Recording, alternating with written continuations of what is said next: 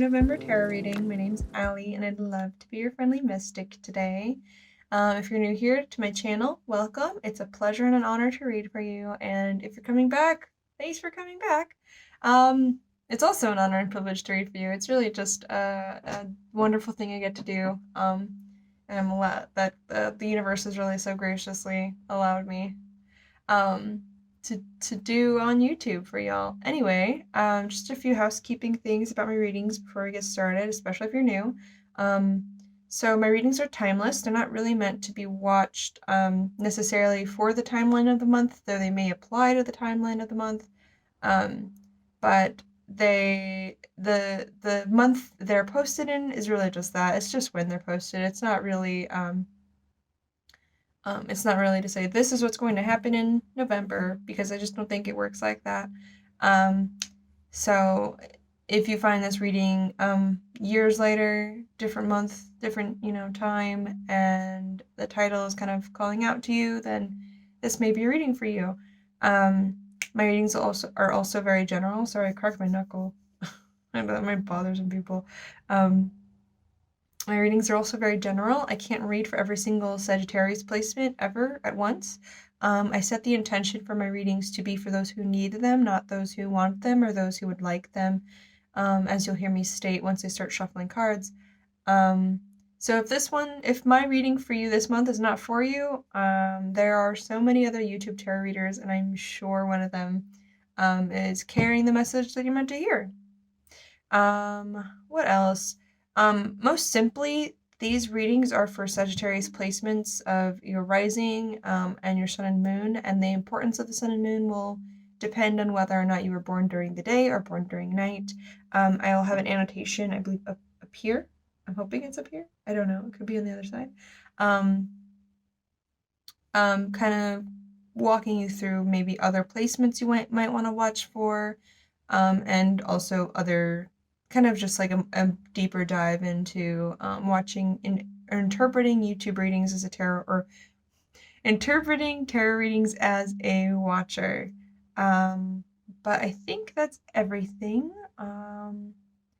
Yeah, I'm going to pick your tarot decks now, Sagittarius, and we'll get right into it. Alright, so I have some tarot decks and an oracle deck picked out for you, Sagittarius. I get the sense that this is going to be about love, because when I went to go pick up incense, for some reason, I don't like the scent of rose, but rose was the one that wanted to come, and then I picked my lioness oracle deck. Like, look at her. Look at her. If she's not about romance, I really don't know what she's about. And then this is just starting, the oracle deck that came through was the romance angels. So, it does feel like it's going to be about romance.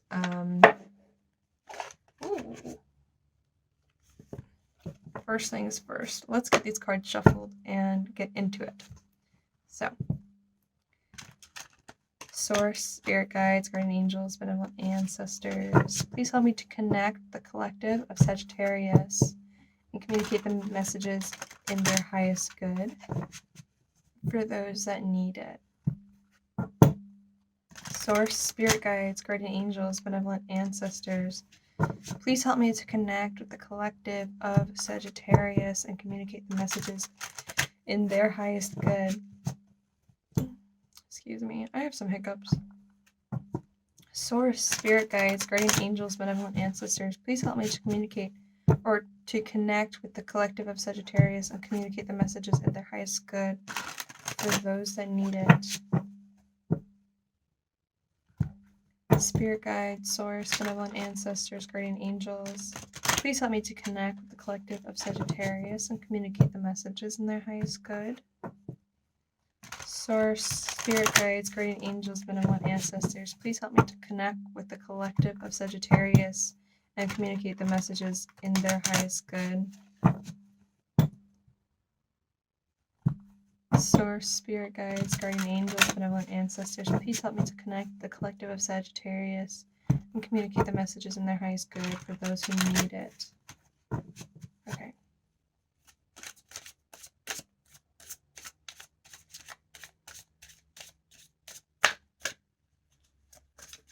Ain't she pretty? I love this deck. She loves to be seen, that's for sure. If you are not, I also, if you're interested in this deck, especially after you see some of the cards, I have a link for all the cards, or all of my decks that I own. And I believe I mentioned this deck was the Lioness Oracle. So if you like this deck, definitely go look. This is a beautiful indie deck. One of my first decks, really. So very happy.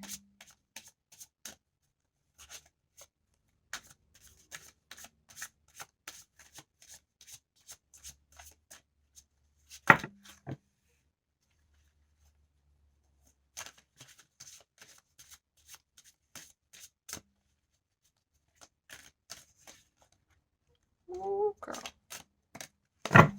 Okay.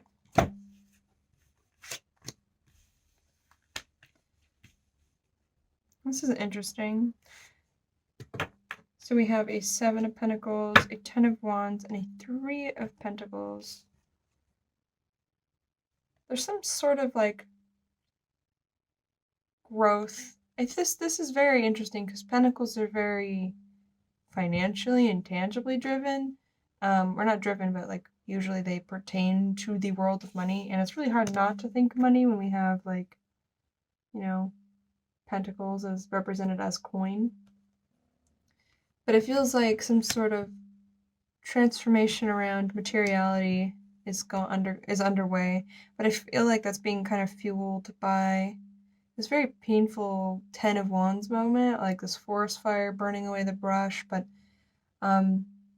in the upright, this card really gives me the sense of serenity in disaster, which is very interesting. But reverse, it's kind of like completely losing sight of that and completely losing that Buddha-like ability to not suffer when in pain. And I'm hoping that connects. Very interesting, because I was like so certain this was going to be about love. That's not what I'm getting currently. And then we have a 3 of Pentacles in reverse, so this might be about something you were trying to develop, something you were trying to create and develop, not really going your way at this point, and kind of having to transform the way you look at material wealth, or look at materiality in and of itself. And when I say materiality, I don't necessarily just mean like your money, your possessions, your belongings, though that is all encompassed by materiality, but I'm also just thinking of the material world as opposed to your relationship with your spiritual self, or your thoughts and your feelings, which are intangible. So what it's like to be a material being, that is very, very not what I was expecting. But you know, tarot likes to surprise me.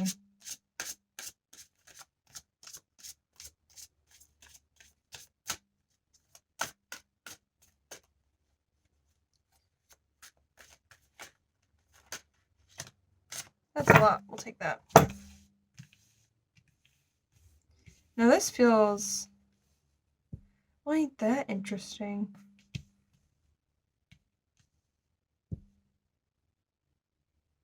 So, to start with, we have a Devil card. And I think very often the Devil card can kind of represent your most base desire, the things you're attached to. So again, the Devil can really talk to or speak to the ways we are attached to materiality, and the ways we're attached to you know, the desires or things we want. And then I see this family situation here kind of like immediately. We have this Emperor out, and then a Queen of Swords in reverse with a Page of Wands in the middle. So his family's on very different pages, and the Queen of Swords is really not in a balanced sense. It does feel like, and she was in the spread closest to the Devil, so she seems to be the person who's kind of most lost in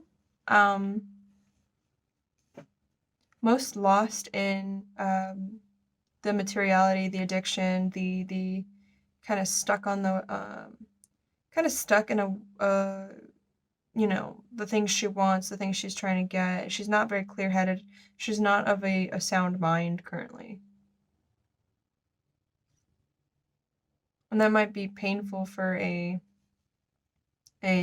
child that's kind of caught between these two parents. The Emperor feels pretty steady. He feels, and I say he, this is also not to get into gender. It's about energy, so energy doesn't have genitalia, right? At least the way I read it. But this masculine emperor energy is really balanced, has this shit in order, but this queen is really just kind of stuck in old ways of doing things and stuck in how she is perceiving the world around her. As seeing it is all there is. Yeah, this is very interesting. This is speaking to a Sagittarius that I know personally too. Wasn't expecting that. It does kind of deal with love, but I do think all of the roses that have come through are more about, with the roses on this deck and the rose incense, and then the romance angels deck that came through. It's really going to be about, I mean, love, but not necessarily, you know, lust or romance. It's really going to be about, unconditional love, even sweet, gentle love.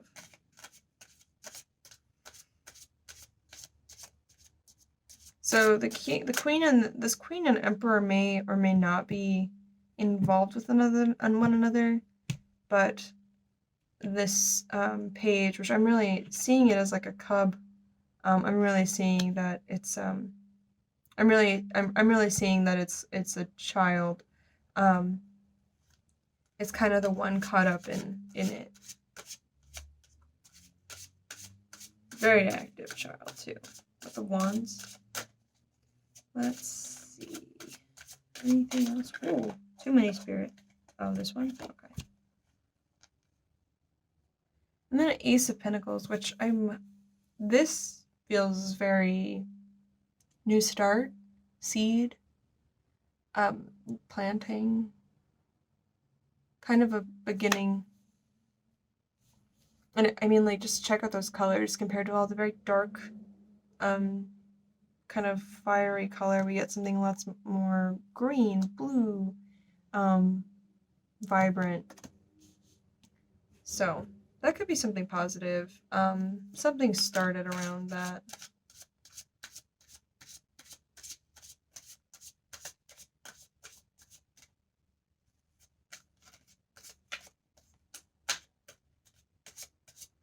But I think we need more cards to clarify.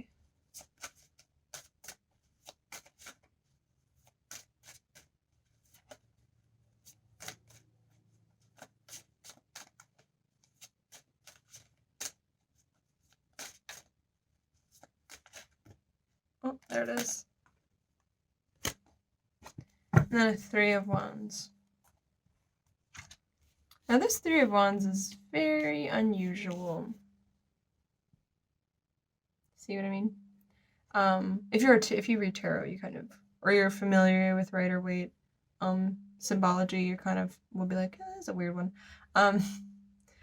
But I think when whatever new start needs to happen around this situation, or a new start, the new beginning happens, there will be a sense of peace and calm that kind of will blanket or settle on the environment and the situation.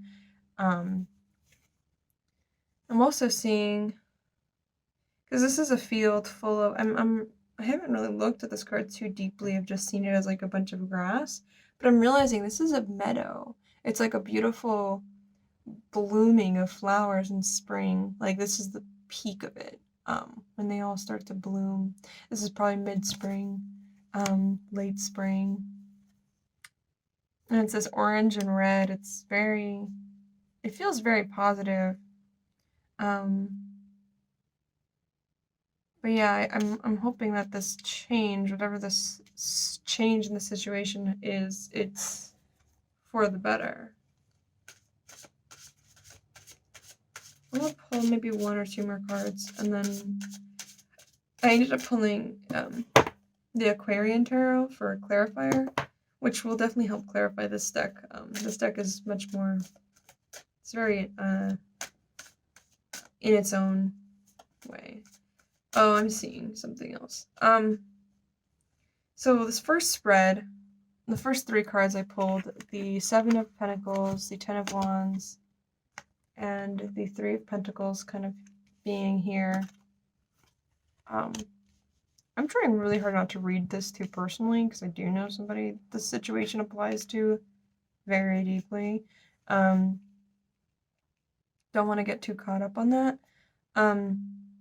But I'm seeing that this 10 of that first spread with the transformation around materiality and the transformation, either that or just like something material, not necessarily going to plan, some sort of like, you know, fire, some kind of forest fire around something they were growing, kind of just completely going into flames, is pertaining to the Queen of Swords in reverse in this situation.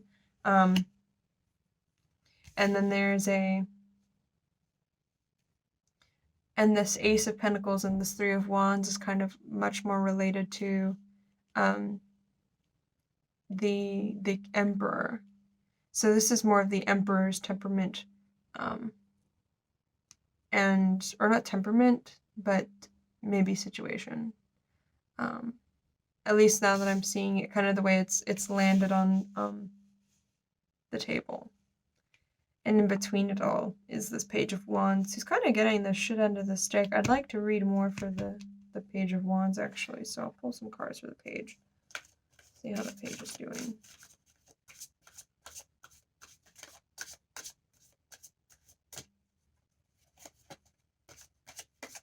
Did I drop any cards? No, I have not. But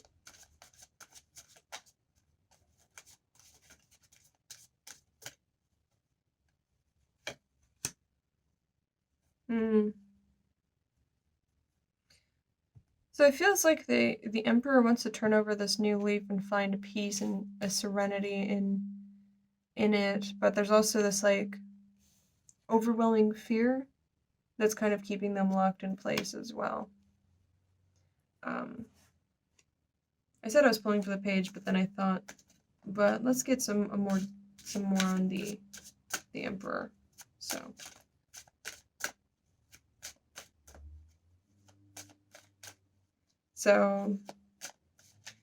yeah, they're kind of overwhelmed with different thoughts and feelings about the situation.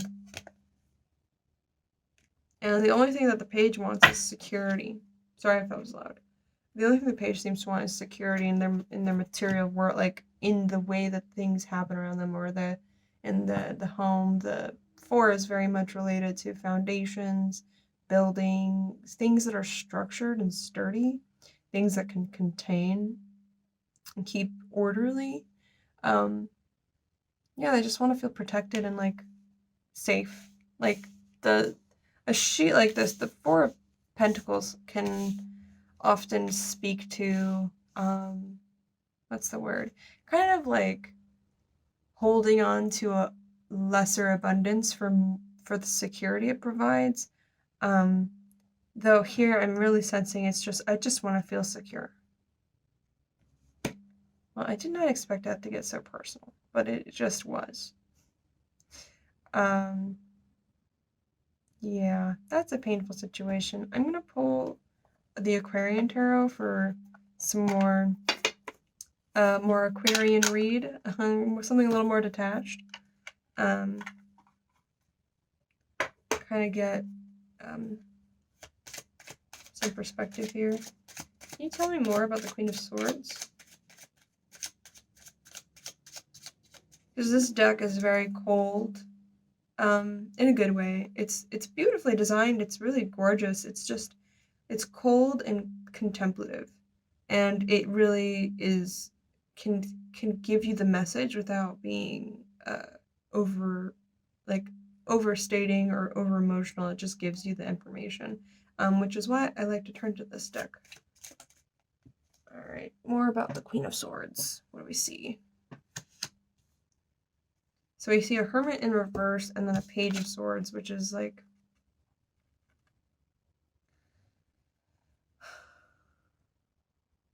very, like, we went from a Queen in reverse to, it's really more of a page operating, and a page is not a queen make, right? So if a queen, she's like not able, if this feminine energy is not able to actually operate effectively, all they're really doing is running around like a little page, which a page refers often to it being childish or childlike, even though the page is also very sincere and honest. They are also very new to the suit, and they're not fully acquainted or have any mastery over it. So I'm getting that kind of like, maybe like, because they're not in the adults, they're really operating from the perspective of a child. And then the Hermit in reverse. So, and to me, that really seems to indicate a lack of self-reflection.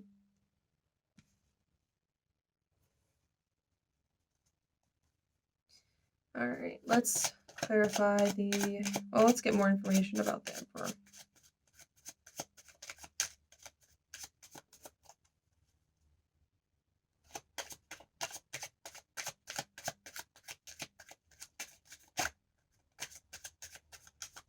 Can you give me more information about the Emperor, please?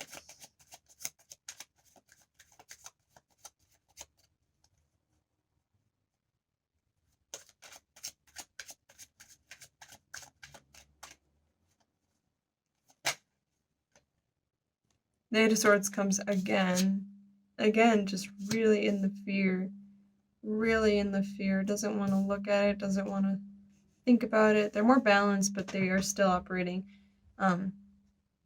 trying to deal with all of these machinations of the mind. I'm not sure if I'm saying that correctly, but I think you get the idea. Just the mind is kind of untethered in some ways, feeling trapped, and they just need to see, they just need to look.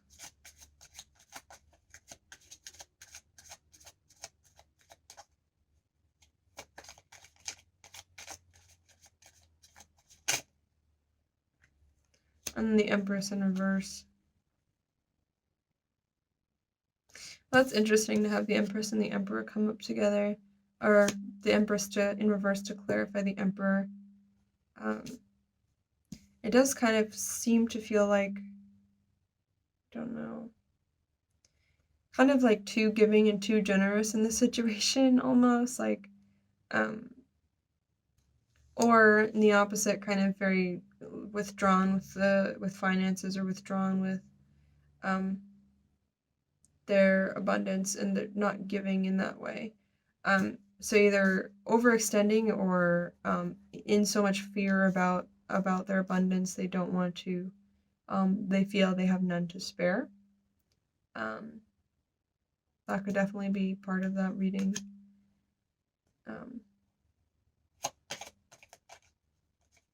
So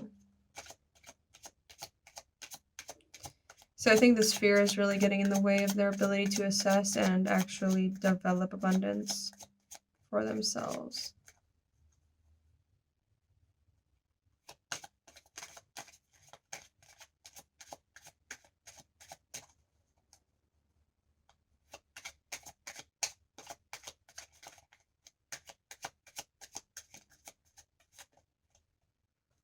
And then for the Page of Wands in reverse, I've pulled a Queen of Cups reversed, which is interesting. I think it really points to a lack of nurturing energy for this page. So the page could also, I don't know if this is really quite right, but it could also just refer to if there's no child in the situation, and it's just between an Emperor and a Queen of Swords in reverse, this Page of Wands could also just be a symbol of the energy of like impatient, hasty, rash communication. So these two parties are not actually communicating with each other. It's more of just like a verbal sparring almost, or really not nourishing each other and speaking truly from the heart, which threatens when really all both of these people want is to be secure with one another. But they need to do that from a more nurturing point of view, which is a Queen of Cups. But that's not happening here at all. So there is a Mars Venus. Has that already happened? That may have already happened. But a Mars Venus opposition has likely kind of brought up a fight between a masculine and a feminine energy.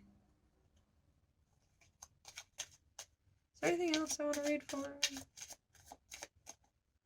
Is there anything else I should know? Oh, there it goes. Yeah. And for this, the Page of Wands, it's again, I think it's just pointing back to this empty cup. Like, no one's filling the cup. No one's filling the emotional, like, needs of this, either the relationship and thus the verbal sparring is happening, or a child that's involved in the situation. So, really, really not a happy situation. And it does kind of feel, there's this feeling of like stuck, trapped. Like, I'm feeling kind of like there's a trapped feeling around all of this. There's a need to actually move through this. And one party really just wants, one party does feel like it's kind of on the attack, while the other party is kind of in the center, and the other is trying to just to balance all of it. It's not fun. But it could be that both parties are at fault as well. The only innocent party I would say would be if there's a child in the middle, because the child's a child. But it could be a teenager, it could be a young child. But it's not, they're not even on the same energetic, they're not even in the same element, because this Queen of Swords is very calculating, very cold, very disconnected from her own emotions. The Page of Wands is just full of energy, full of fire, impatience, wanting to move around, and then the Emperor is kind of trying to handle all of this stoically while they are in this fear. And the need to actually release the fear is very present. Whew. Okay, I do think I'm gonna... This is a lot to read. I am glad I left you for last, Sagittarius, because it is rough. This is rough. I will pull some romance angels here and see what kind of message we can get, or, you know, help. Help. I just want to say help. Spirit, please help. Please help them. So.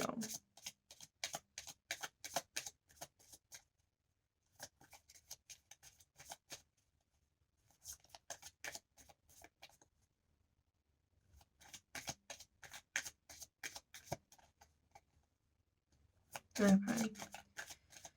Okay, shuffled these a bit. So if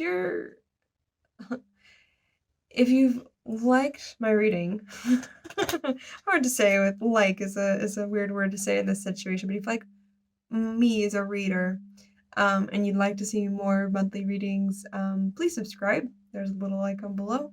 And if this reading was for you this month and you'd like to exchange energy for this reading, a like is a wonderful way to do that.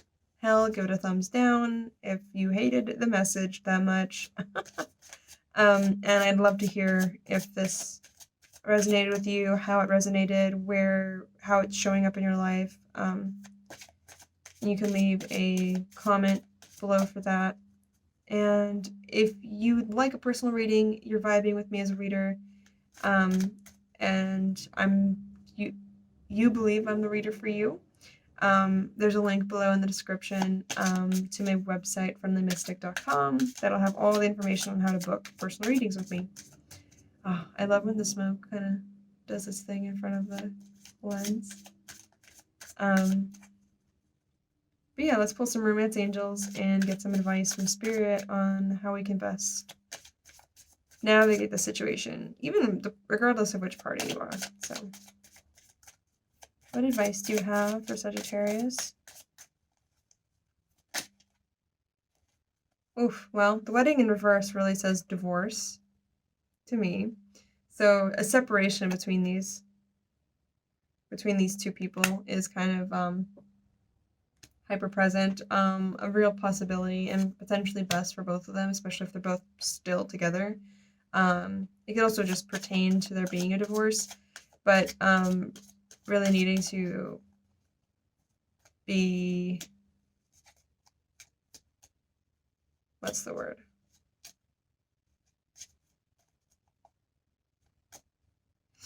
Really needing to let it peacefully go, I suppose. But what else? What advice do you have for them?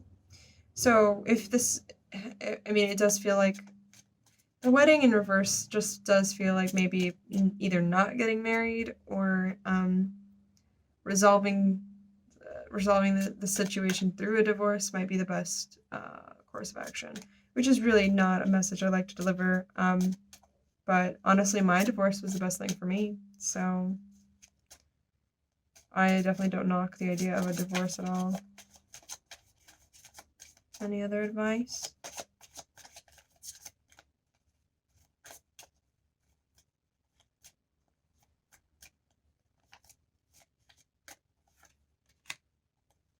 Religious factors.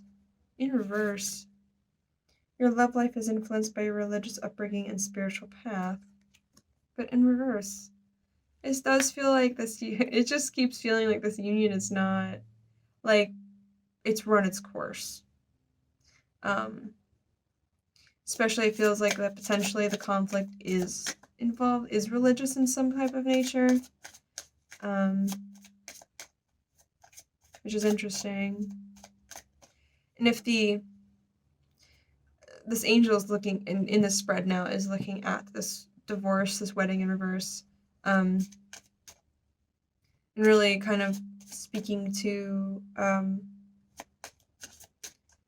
this divorce being part of the spiritual path that you're on. As much as it's painful and hard to go through and you don't want to let it go, maybe that's the fear of the Emperor, is just trying to maintain this and try to keep it going, but this isn't working, you know? So the divorce might be part of the path, and that is difficult to accept. I got two more here. So keep an open mind. Your soulmate, I'll hold it up. Your soulmate may differ from your usual type and expectations. So just keep an open mind. I think it's more about the keeping an open mind about the religious factor, and then heart-to-heart conversations. Honestly discuss your feelings with each other, which is in reverse, which feels like there's a desire to do this honest conversation, but it may not be reciprocated by the other party, or this is not someone who's acting in one party may not be acting in good faith and thus able to receive a heart-to-heart conversation, which is also painful. But being open to really seeing this as more of a blessing than a curse, even if it's a hard, painful thing to go through. Because ultimately, you know, if it's meant to end, it's meant to end. But, woof, oh my gosh. I'm so sorry, Sagittarius. This is a really painful reading. I'm honestly, like, trying to go through it without, not crying, though I could I definitely feel that. It's just, you know, this is also kind of, I'm a Sagittarius moon. This is a little personal for me. But So I'm kind of I'm moving through this with you in a way. But yeah, I hope this was helpful. I wish you all the best luck, and I hope that I know that everything will work out for the best. Spirit just wants you to trust. Which is kind of always the message I get. So, have a good one, Sag.